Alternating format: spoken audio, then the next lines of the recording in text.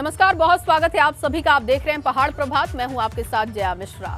उत्तराखंड में 14 फरवरी को चुनाव होने हैं और ऐसे में तमाम सियासी दिग्गज चुनावी कैंपेन में जुटे हुए हैं। इसको लेकर सीएम पुष्कर सिंह धामी आज पौड़ी दौरे पर पहुंचने वाले हैं, जहां वो डोर टू डोर कैंपेन कर भाजपा के पक्ष में वोट की अपील करेंगे। जबकि कांग्रेस नेता सचिन पायलट का भी देहरादून का दौरा है, जहां पर वो डोर टू डोर कैंपेन करेंगे और उत्तराखंडी स्वाभिमान रैली का वर्चुअल संबोधन कार्यक्रम भी उनका रखा गया है। तो डोर टू डोर अभियान में शामिल होंगे सीएम पुष्कर सिंह धामी। वहीं दूसरी तरफ कांग्रेस ने भी पूरी तैयारी कर ली है।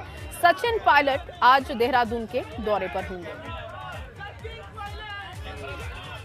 वहीं उत्तराखंड में लगातार सियासी पारा चढ़ता जा रहा है। दूसरे चरण में 14 फरवरी को प्रदेश में वोटिंग है।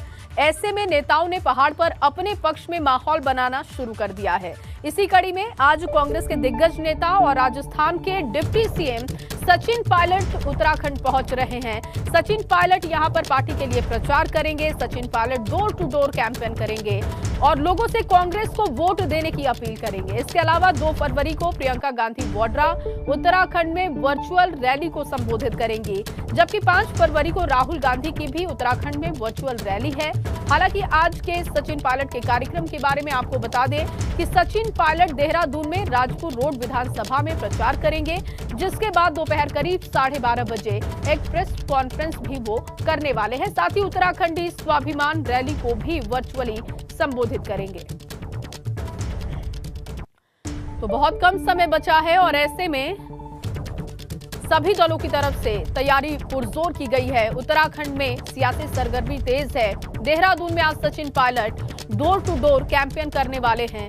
राजपुर रोड विधानसभा में प्रचार कार्यक्रम उनका है। साथ ही साथ जानकारी इस बात की है कि दोपहर करीब 12:30 बजे प्रेस कॉन्फ्रेंस को संबोधित करेंगे और उत्तराखंडी स्वाभिमान रैली को भी वर्चुअली संबोधित करेंगे।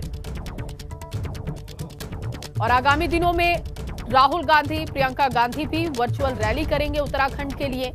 आज सचिन पायलट कमान संभाल रहे हैं चुनाव प्रचार की और राजपुर रोड विधानसभा में प्रचार प्रसार करेंगे, लोगों से मिलेंगे। दोपहर करीब 12:30 बजे प्रेस कॉन्फ्रेंस करेंगे।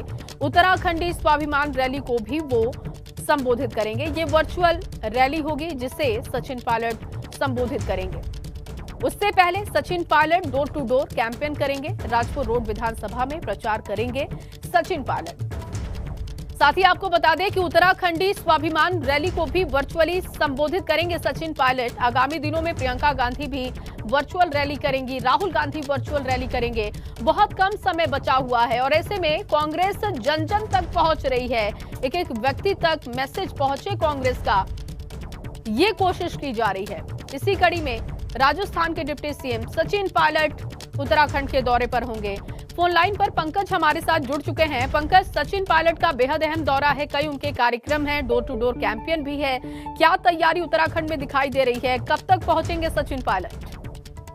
देखिए, 11:30 बजे के पहुंचने का कार्यक्रम है सचिन पायलट का देहरादून। सबसे पहले वो देहरादून की राजपुर विधानसभा क्षेत्र में राजकुमार जो कांग्रेस के प्रत्याशी हैं उनके पक्ष में डोर टू डोर कैंपेन करेंगे। उसके बाद 12:30 बजे करीब वो प्रेस कॉन्फ्रेंस करेंगे।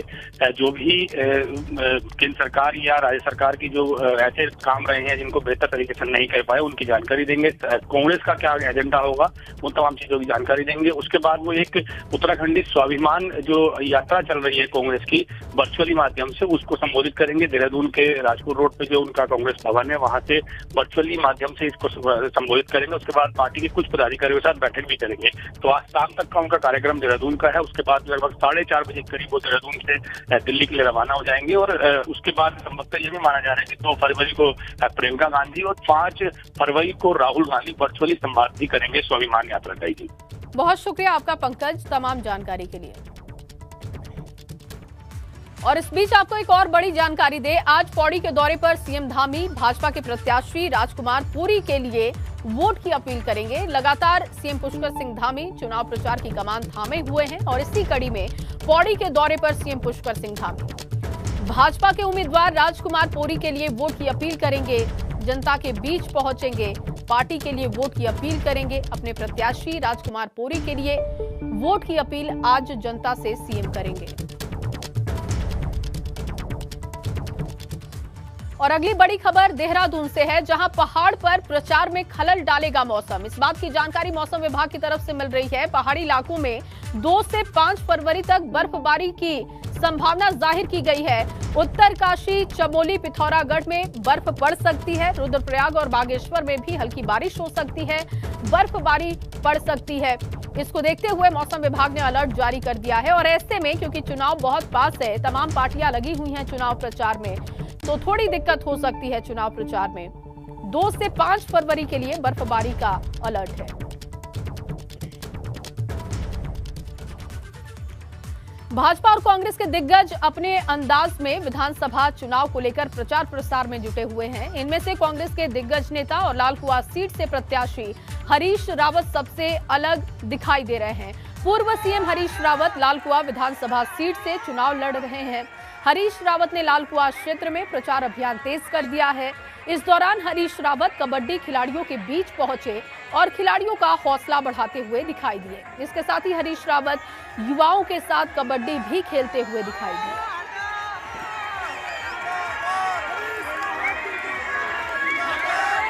तो देखिए, तस्वीरें भी आपको दिखा रहे हैं। हरीश रावत जब पहुंचे खिलाड़ियों के बीच, उस वक्त की ये तस्वीरें हैं। हरीश रावत जिंदाबाद के नारे लगाए गए। युवाओं का हौसला हरीश रावत ने बढ़ाया और एक बार फिर से उन्होंने साबित किया कि दिल अभी बहुत ही उनका जवान है। हर बार वो इस बात का जिक्र करते हैं कि जो लोग मुझे बुजुर्ग कहते हैं, उन्हें मेरे जज्बे से सीखना चाहिए। और देखिए, युवा खिलाड़ियों के बीच में जब पहुंचे, कबड्डी खिलाड़ियों के बीच में जब पहुंचे हरीश रावत, तो कबड्डी खेलते हुए दिखाई दिए, उनका हौसला बढ़ाते हुए दिखाई दिए। लगातार चुनाव प्रचार कर रहे हैं और इसी कड़ी में लाल कुआं में हरीश रावत कबड्डी खिलाड़ियों के बीच पहुंचे, जिसकी 2 तस्वीरें हम आपको दिखा रहे हैं। कबड्डी खेलते हुए हरीश रावत दिखाई दिए, अपने लिए वोट की अपील भी की। पार्टी के लिए लगातार चुनाव प्रचार कर रहे हैं और लाल कुआं में जब चुनाव प्रचार कर रहे थे, उसी वक्त की ये 2 तस्वीरें। और अब बात उत्तराखंड में नाराज नेताओं की भी कर लेते हैं, क्योंकि टिकट ना मिलने से नाराज होकर निर्दलीय ताल ठोकने वाले नेताओं ने कांग्रेस और भाजपा नेताओं की परेशानी को बढ़ा दिया है। दोनों ही पार्टियों के दिग्गज बागी नेताओं को मनाने में जुटे हुए हैं, लेकिन असंतुष्ट नेताओं को मनाने में भाजपा कांग्रेस के पसीने छूट रहे हैं। प्रदेश के करीब 16 विधानसभा सीटों पर भाजपा और कांग्रेस के बागी खेल बिगाड़ सकते हैं। बगावत कर चुनाव लड़ रहे नेताओं को मनाने के लिए भाजपा और कांग्रेस की टीमें मैदान में उतर चुकी हैं। भाजपा के 22 और कांग्रेस के 13 बागी नेता चुनावी मैदान में हैं। आज शाम तक जो नेता नाम वापसी नहीं लेता है, उसे पार्टी से बाहर का रास्ता दिखा दिया जाएगा। हालांकि इसी बीच बताया यह भी जा रहा है कि कई बागी नेताओं को मना लिया गया है, जो आज नाम वापस ले सकते हैं। भाजपा ने बागी नेताओं को मनाने की जिम्मेदारी केंद्रीय रक्षा राज्य मंत्री अजय भट्ट को सौंपी है, जबकि आज अजय भट्ट काशीपुर में बैठक कर नाराज नेताओं को मनाएंगे। और इसी खबर पर ज्यादा जानकारी के साथ मेरे सहयोगी विनोद कुमार देहरादून से मौजूद हैं। विनोद, क्योंकि बागी खेल बिगाड़ सकते हैं और आज आखिरी मौका है जब इन्हें मनाकर वापस इनका नामांकन कराया जाए, लेकिन इनपुट ये भी है कि दोनों ही पार्टियों की तरफ से कई बागियों को मनाने में कामयाबी भी हासिल हुई है।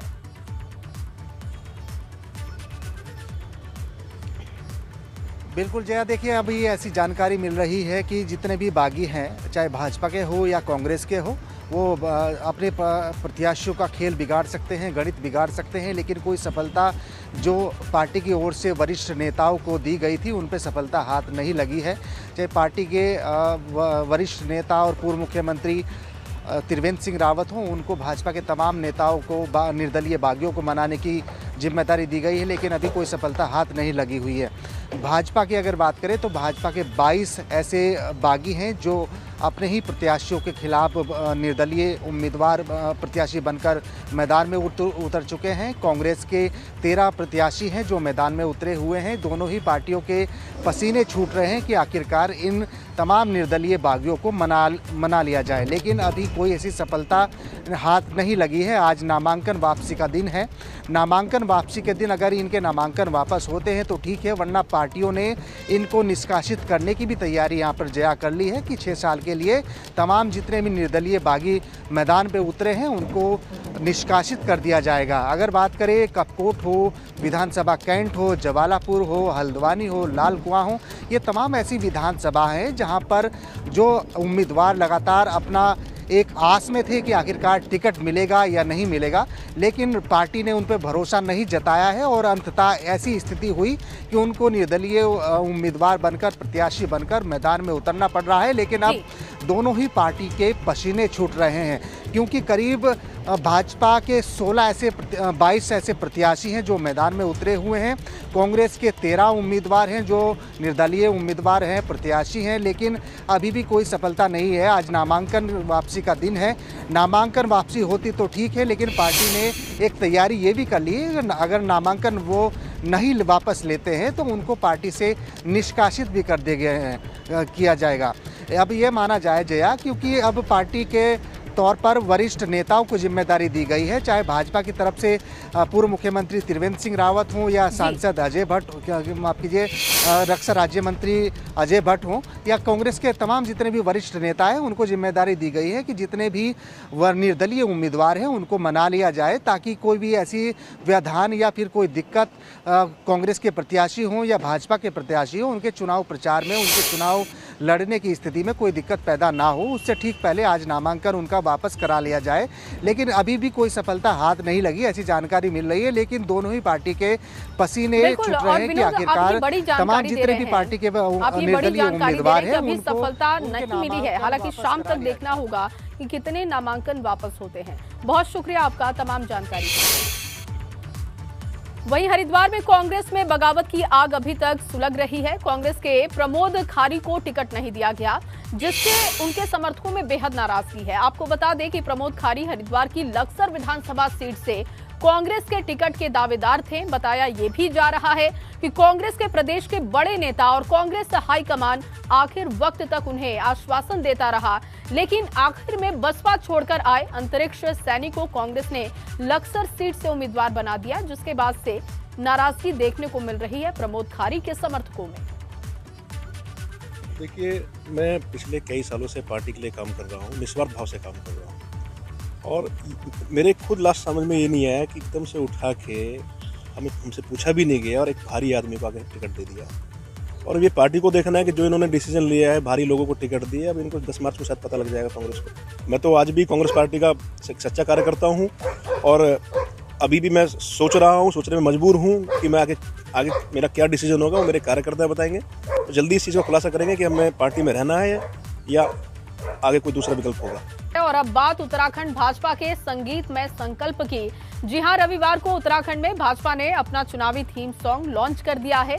थीम सॉन्ग की लॉन्चिंग के मौके पर भाजपा के चुनाव प्रभारी प्रहलाद जोशी और राज्यसभा सांसद अनिल बलूनी भी मौजूद थे। भाजपा के चुनावी थीम सॉन्ग में उत्तराखंड के 4 धाम, खास तौर पर केदारनाथ को दिखाया गया। जहां पर्वत गर्व सिखाते हैं, जहां ऊंचे नीचे सब रास्ते बस भक्ति के सुर में गाते हैं।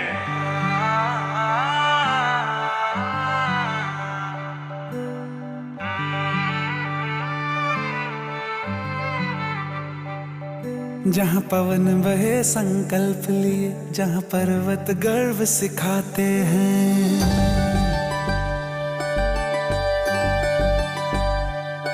जहाँ पवन बहे संकल्प लिए, जहाँ पर्वत गर्व सिखाते हैं, जहाँ ऊंचे नीचे सब रास्ते भक्ति के सुर में गाते हैं। उस देव भूमि के ध्यान से मैं धन्य धन्य हो जाता हूँ। उस देव भूमि के ध्यान से मैं धन्य धन्य हो जाता हूँ। है भाग्य मेरा, सौभाग्य मेरा, मैं तुमको शीश नवाता हूँ। मैं तुमको शीश नवाता हूँ और धन्य धन्य हो जाता हूँ। मैं तुमको शीश नवाता हूँ। वहीं उत्तराखंड में भाजपा 60 पार के नारे के साथ चुनावी मैदान में डटी हुई है। भाजपा के चुनावी कैंपेन को लेकर उत्तराखंड के राज्यसभा सांसद अनिल बलूनी से बात की है एबीपी गंगा के उत्तराखंड ब्यूरो चीफ अजीत राठी ने। सुनिए। 5 राज्यों में चुनाव है और हमारे साथ भारतीय जनता पार्टी के राष्ट्रीय मीडिया प्रभारी अनिल बलूनी जी हैं। उन्हीं से बात करते हैं कि उत्तराखंड के साथ साथ दूसरे राज्यों में भारतीय जनता पार्टी किस लेवल पर खड़ी है, किस तरह की तैयारियां हो रही हैं। अनिल जी, स्वागत है आपका। और चूंकि आप उत्तराखंड से बिलोंग करते हैं तो उत्तराखंड की बात हुए बगैर तो बात नहीं बनेगी। उत्तराखंड में चुनाव अभी आप आए हैं आज, तो क्या स्थिति है तैयारियों की, किस तरह की कार्य योजना है, क्या चुनौतियाँ हैं? देखिए, उत्तराखंड के अंदर हमारी पार्टी जिस प्रकार से चुनाव लड़ रही है और जिस प्रकार से डबल इंजन की सरकार ने 5 वर्ष काम किया है, मोदी जी से जिस प्रकार से उत्तराखंड के लोगों का स्नेह है और मोदी जी का जिस प्रकार से उत्तराखंड से लगाव है, उन सब चीज़ों को देखते हुए हमें लगता है कि हम बहुत अच्छे बहुमत के साथ जीतने वाले हैं। उत्तराखंड के अंदर पिछले 5 सालों में हमने उत्तरकाशी के अंदर उत्तरकाशी में अच्छा काम किया, तो वही ऐसा नहीं कि दूसरे कोने को छोड़ दिया, बागेश्वर में भी और चंपावत में भी उसी प्रकार से काम किया। हमने उत्तराखंड के अंदर प्रत्येक क्षेत्र, प्रत्येक वर्ग, प्रत्येक व्यक्ति तक डबल इंजन का लाभ पहुंचाने की कोशिश की है। अनिल जी, ये बात तो ठीक है, all weather road, Rishikesh Karnaprayag rail line, आपने भी 2-3 शताब्दी ट्रेन चलवाई, सैटेलाइट वाला, एम्स वाला, मतलब बहुत सारी चीज़ें हुई भी हैं। लेकिन जो बुनियादी जो ज़रूरतें हैं पब्लिक की, शिक्षा, चिकित्सा, अभी भी रिमोट्स में उसका अभाव तो है ही। देखिए, लगातार हमारी सरकार ने स्वास्थ्य के संबंधित चीज़ों को तो बहुत गंभीरता से लिया है। आप ये बताइए, उत्तराखंड एक कंपैरेटिवली एक छोटा राज्य है, 5 लोकसभा इस राज्य से आती है, उसके बावजूद आप बताइए कहाँ 2 एम्स खुल गए।